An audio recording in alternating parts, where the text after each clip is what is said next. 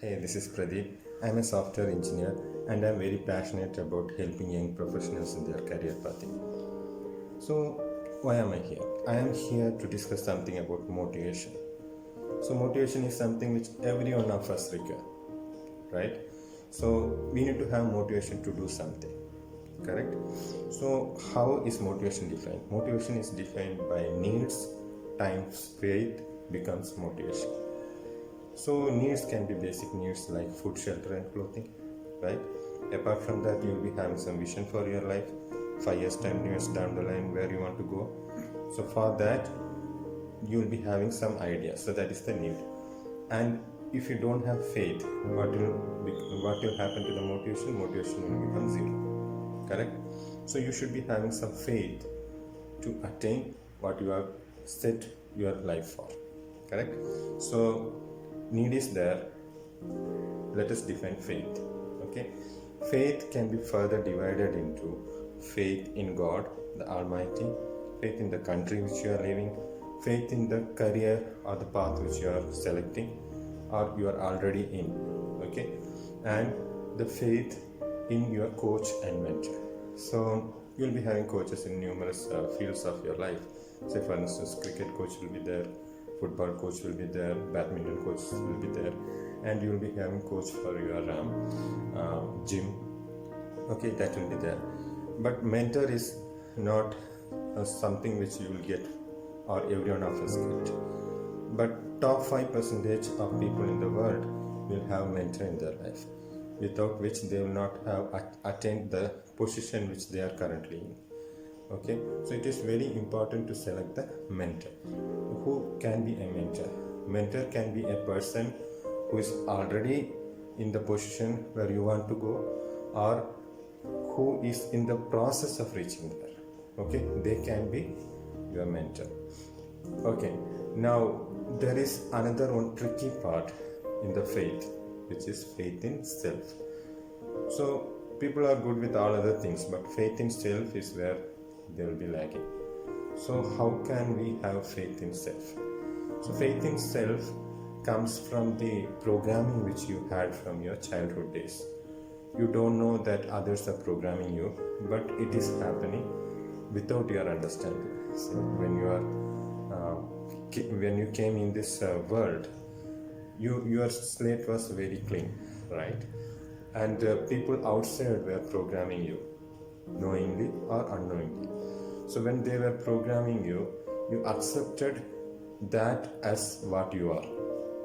But chances are that you are not what they have defined. Okay, but you believed what they have defined about you. Okay, so that became your reality. That is the self which you think you are. So those were the negative programming which was fed in your mind. So a certain person has neck up and neck down. So neck down, every one of us are very careful about what we are putting in. We are very careful about selecting the food which we are eating, and to make sure that it is not poisonous food, correct? But are you careful about what is going here? So that is very important. Say neck down, if you are using neck down, you cannot get good money in your life. You will be maybe having the basic needs satisfied, but that will not help you a lot.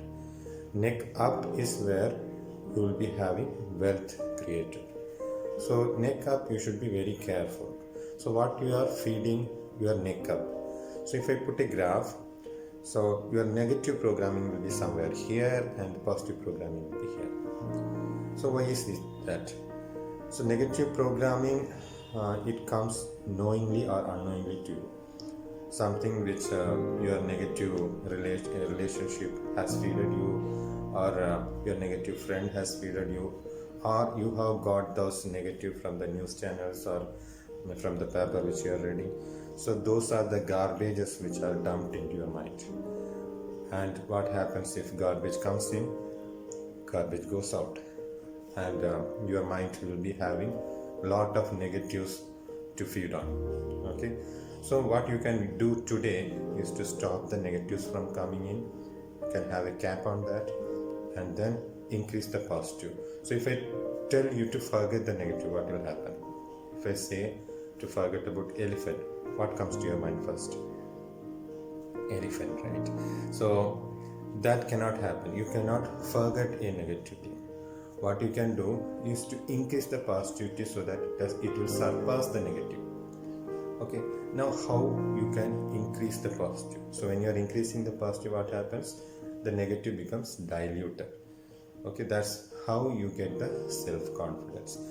To increase the positive things, you have to do certain things. First thing is to read positive mental attitude books. Okay, that is very important. Second thing is to hear motivational things on a daily basis. So what is suggested is you have to read books at least 1 hour a day. Okay, most preferably before going to bed. And if you fall asleep, what you can do is to get up and start walking and reading that book. So if you fall down, you will know. Okay, and second thing is hearing motivational talks. You have to hear at least 30 minutes a day. Okay, then comes an important part called association. So what you are today is defined by the people whom you associated with for the past 5 years, and what you are going to be next 5 to 10 years is what are the books which you are reading and whom you are associating with. So association is so powerful. So you have to associate with people who are going somewhere in their life. Okay, if you are associating with people who don't have anything to do about their future, they are not thinking about their future, then guess what you will be. Okay, so you have to associate with people who are going somewhere in their life. They have some goals set and they are working towards that. If this is done on a consistent basis, what happens is your positivity will increase. So when positivity increases, the negativity will get diluted. So back to that formula. So you have some goals in your life. Now you have got good motivation by having the faith. So need times faith becomes motivation. So hope this is very useful for you, and we'll see you in the next video. Until then, bye.